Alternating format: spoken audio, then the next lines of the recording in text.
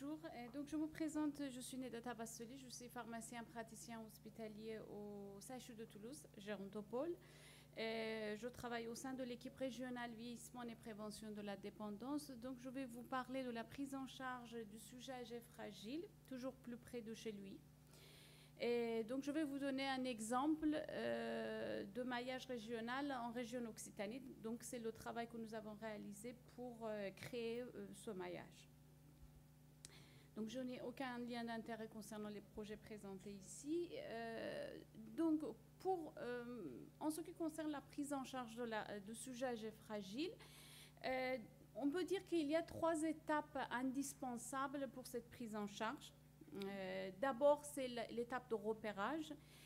Bien sûr, donc il faut avoir des outils. Donc on essaie de repérer ces sujets-là par les critères de fragilité qui sont très bien expliqués.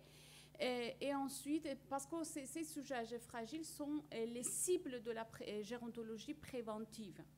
Et donc il faut mettre les actions, il faut concentrer les actions sur ces personnes fragiles. Et ensuite, la deuxième étape, c'est l'étape d'évaluation gérontologique qui est vraiment indispensable pour identifier les domaines de fragilité et les causes de fragilité, et après proposer un plan d'intervention personnalisé à la personne âgée, des mesures adaptées pour la prise en charge de ces fragilités. Et finalement, la troisième étape, qui est l'étape, on peut dire, la plus difficile, c'est d'accompagner la personne, suivre la personne pour qu'elle puisse mettre en place et pratiquer le plan proposé.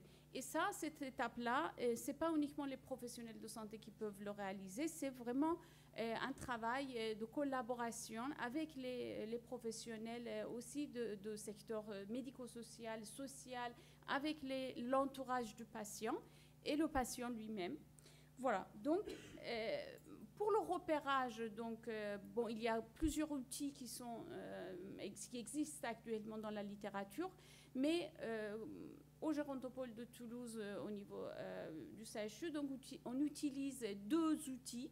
Donc le premier outil, c'est l'outil qui est proposé par la HAS, qui est pour les professionnels de santé. Donc ici, vous voyez tout simplement les critères de fragilité de Fried, mais aussi, on a aussi le critère sur la solitude et sur les troubles de mémoire. Deuxième outil qu'on utilise beaucoup au Gérontopole, on va y revenir encore, c'est l'auto-questionnaire Find. Donc c'est un questionnaire qui peut être rempli par la personne âgée elle-même.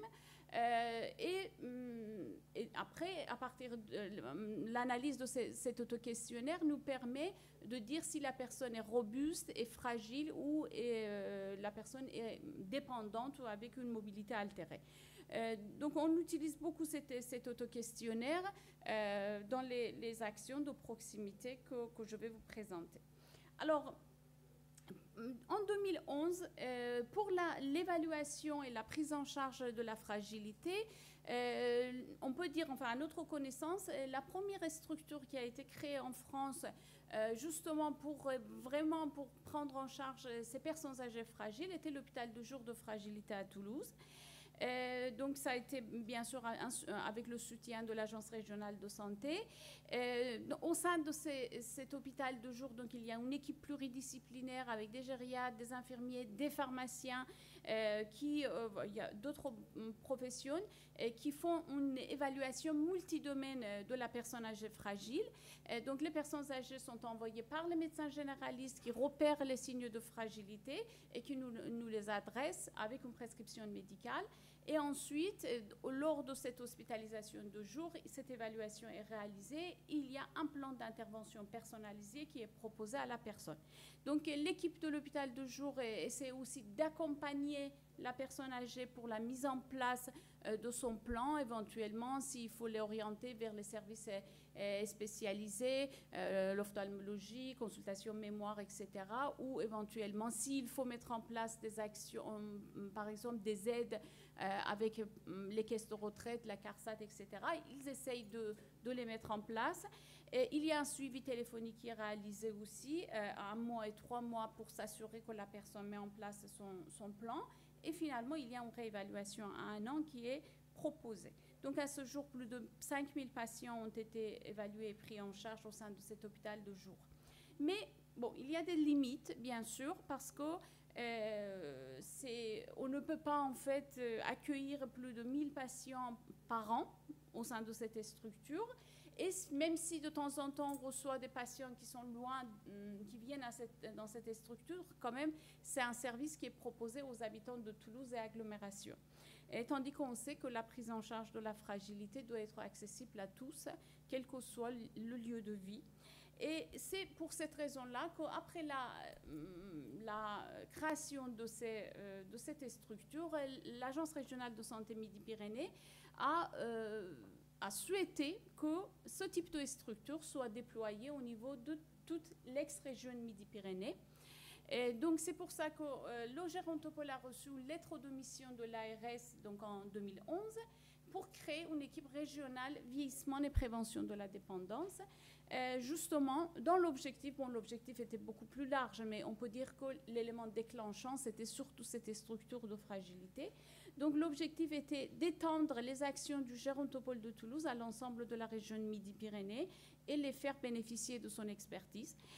Donc cette équipe a été créée en 2012. Donc vous voyez en fait les personnes qui travaillent dans cette équipe. Bon, tout le monde n'est pas à plein temps, donc c'est une toute petite équipe. Et donc on travaille régulièrement avec l'Agence régionale de santé. Et en 2016, nous avons reçu aussi la demande de l'ARS pour étendre les actions au niveau de l'ex-région Languedoc-Roussillon, après la fusion des deux régions, donc au niveau de la région Occitanie. Alors, juste une petite parenthèse pour vous dire comment on a travaillé, parce que, pour que vous compreniez, c'est qu'en fait, au début, quand on a commencé notre activité, on a dit, bon, pour faire tout ce travail au niveau de la région, donc il faut d'abord avoir un réseau pour travailler avec les gens du terrain, parce que sinon, tout seul, on n'y arrive pas. Et c'est pour ça que une équipe territoriale, nous avons créé des équipes territoriales vieillissement et prévention de la dépendance, c'est-à-dire dans chaque département, nous avons créé une équipe composée d'environ 100-150 personnes qui sont en fait des équipes pluriprofessionnelles avec les professionnels de santé, mais aussi les professionnels du secteur médico-social, social, voilà, les associations des patients, etc. Et donc, chaque équipe est animée par 2 gériatres référents et le délégué départemental de l'ARS. Et donc, c'est avec ces équipes-là qu'on a après mis en place des actions et des projets. Donc, voici les différentes missions de cette équipe qui est bien sûr dans le domaine de soins et dans le domaine d'enseignement et aussi la recherche. Mais aujourd'hui, donc, on va se focaliser sur 2 missions qui nous intéressent dans le cadre de ce symposium, c'est-à-dire le déploiement des actions de prévention de la dépendance, le repérage et la prise en charge des sujets âgés fragiles, et je parle aussi de la prévention de la iatrogénie médicamenteuse.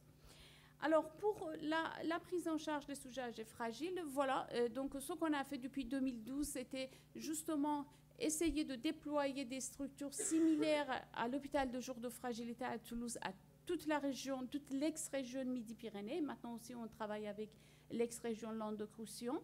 Donc, à ce jour, il y a 56 structures en Midi-Pyrénées qui font cette activité de fragilité. Ce sont bien sûr les hôpitaux de jour gériatriques dans les hôpitaux périphériques, mais aussi les maisons de santé pluriprofessionnelles, parce qu'on n'a pas les hôpitaux de jour partout. Après, depuis maintenant, avec le recul, en fait, depuis 2015, nous avons constaté quand même qu'il y a des difficultés, c'est-à-dire que la population âgée fragile est une population qui est très peu mobile, et donc il faut aller vers ces gens-là, et pour les prendre en charge, il faut monter des actions de proximité. Donc, on a commencé à travailler avec les professionnels du terrain, c'est-à-dire avec les acteurs de premier recours, avec les médecins généralistes, le soin primaire, et aussi avec les institutions. On a dit qu'il faut travailler aussi en population générale. Et notre problème, comme je vous ai dit au départ, il y a cette étape d'évaluation gérontologique qui est vraiment indispensable. Et c'est pour ça que, malheureusement, on ne peut pas en fait s'appuyer sur le médecin généraliste parce que c'est une évaluation qui est très chronophage, qui dure environ 1 heure, 1 heure 30. Et donc, c'est pour ça qu'on s'est appuyé sur la compétence des infirmiers d'évaluation gérontologique qui sont formés et expérimentés dans le domaine de gériatrie.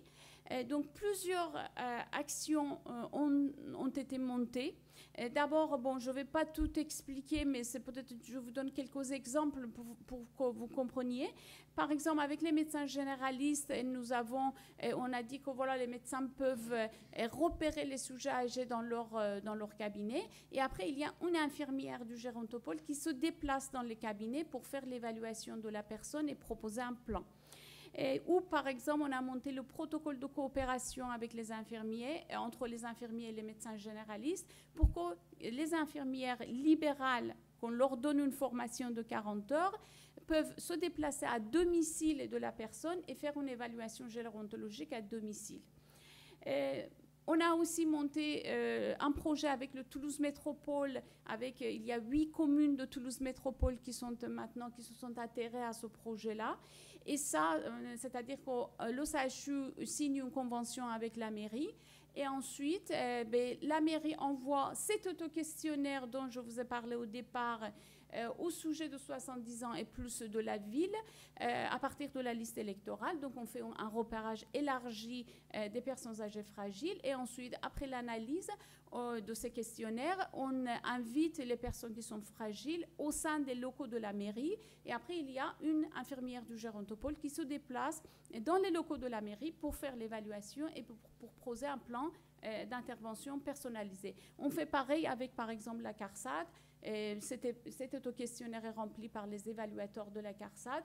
Et après, il y a une infirmière qui passe à domicile pour l'évaluation ou avec les conseils départementaux pour les GIR 5 et 6. Voilà, donc c'est toutes ces actions qui sont en cours. Donc à ce jour, plus de 1300 sujets âgés fragiles sont évalués via ces projets-là. Donc juste, je voudrais insister sur un point très important, c'est que ces actions de proximité nous permettent de proposer des plans d'intervention à ces sujets en s'appuyant sur toutes les activités et les actions et les dispositifs qui sont déjà en place au niveau de la ville et dans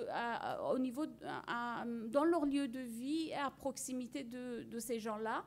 Et surtout dans les actions qu'on mène avec les municipalités, c'est vraiment très important parce qu'on travaille directement avec les services sociaux, avec le CCAS. Donc vraiment, ça permet d'accompagner et suivre la personne de manière vraiment optimale. Bon, après, donc, on a créé aussi une base de données fragilité justement pour recueillir les informations de ces patients, les données de ces patients dans cette base. Juste, je voudrais vous dire qu'il y a un gros travail de communication autour de toutes ces actions-là, justement pour sensibiliser, informer, former les professionnels de santé, mais aussi le grand public. Alors, deuxième action, donc, c'est la prévention de la iatrogénie médicamenteuse. Donc, on a commencé une collaboration étroite avec le pôle de pharmacie du CHU de Toulouse. Donc, depuis 2015, donc, nous avons une pharmacienne qui a rejoint notre équipe, Cécile Macambridge, justement pour développer cette partie qu'on appelle le projet régional pharmacie. Et donc, les objectifs, c'est bien sûr, c'est optimiser la prise en charge médicamenteuse des patients âgés et limiter la iatrogénie. Donc, on a travaillé à 2 niveaux. Donc, la conciliation médicamenteuse au niveau des centres hospitaliers et le bilan de médication avec les pharmacies d'officine. Alors, au niveau de la conciliation médicamenteuse, donc, depuis 2016, avec le soutien de l'ARS, donc 4 postes de pharmaciens assistants de territoire ont été créés. C'est pour justement déployer la conciliation médicamenteuse sur 8 centres hospitaliers répartis sur 4 départements en Occitanie. Donc c'est un pharmacien qui est mutualisé sur 2 centres hospitaliers. Bon, bien sûr, c'est un processus pluriprofessionnel avec l'appui des gériatres référents et qui travaillent étroitement avec ces gériatres. En ce qui concerne l'implémentation de bilan de médication en région Occitanie, donc, nous avons fondé un réseau d'enseignement et d'innovation en pharmacie d'officine ou REPO. Donc, à ce jour, il y a 184 pharmaciens d'officine qui sont maintenant dans ce réseau-là, qui ont signé une charte. C'est sur la base de volontariat, il n'y a pas d'obligation. Et donc, il y a un gros travail de communication et d'accompagnement qui a été réalisé avec notre équipe auprès de ces pharmaciens. Par exemple, depuis février 2017, 26 réunions de formation ont été organisées en Occitanie pour former ces pharmaciens et aussi les médecins généralistes et les pharmaciens et médecins hospitaliers sur le bilan de médication.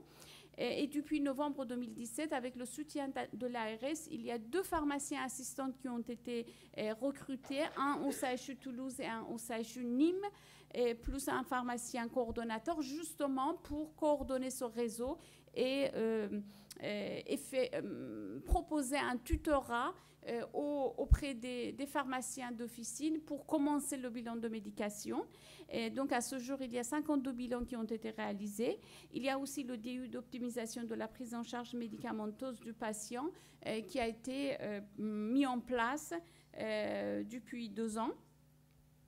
Et donc, je finis par ces différents projets qui sont maintenant en cours, justement, autour de déploiement du bilan de médication pour les patients polymédiqués de plus de 65 ans en ALD, soit pour les patients de 75 ans et plus. Donc, on a trois niveaux, soit à l'échelon local, donc c'est auprès des étudiants de 6e année de pharmacie qu'on leur propose, lors des stages de 6e année, de faire ce bilan de médication à l'aide de leur pharmacien maître de stage. Il y a aussi le projet Bimédoc, qui est réalisé dans le cadre justement de réseau REPO. Donc l'objectif, c'est de réaliser 2700 bilans sur la région Occitanie entre 2017 et 2019. Et finalement, il y a aussi à l'échelon national le PREPS, le programme de recherche en organisation de soins qui a été financé. Et donc l'investigateur, c'est Philippe Sestac. Et il y a 9 centres hospitaliers universitaires qui sont associés. Et l'objectif, c'est de regarder l'impact de ce bilan de médication sur le taux d'hospitalisation non programmé.